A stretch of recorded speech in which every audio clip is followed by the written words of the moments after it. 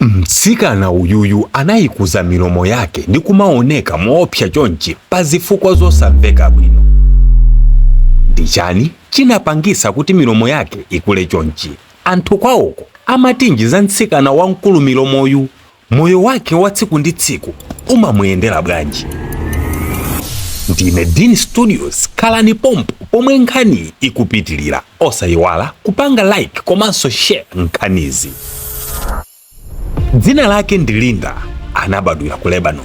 Anabadwa zabwinobwino monga momwe tonse tibadwira, koma akukula kufika stage yokhala mkazi, anaona kuti amuna ambiri amakonda akazi omwe milomo yawo ili ya ndi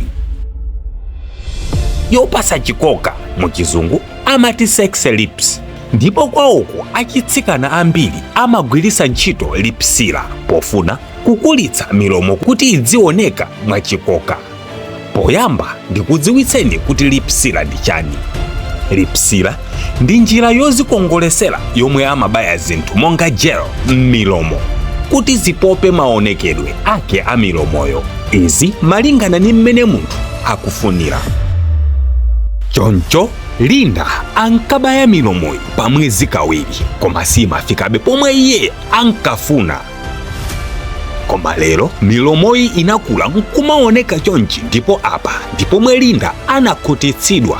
Ndipo iye ati ndi wokondwa kwambiri ndi mmene akuonekeramu, kamba kuti amuna ambiri amamucheukira kangapo. Kuonjezerapo, Linda ati akazi ambiri amaona ngati amuna kuti akopeke ndi mkazi ndiye ndi mbina. Koma iye ati izi nzaboza. Amuna ambiri akaona milomo yochititsa kaso chonchi ngati ya Linda, maganizo awo amabalalika ndi kufunitsitsa atayigunda.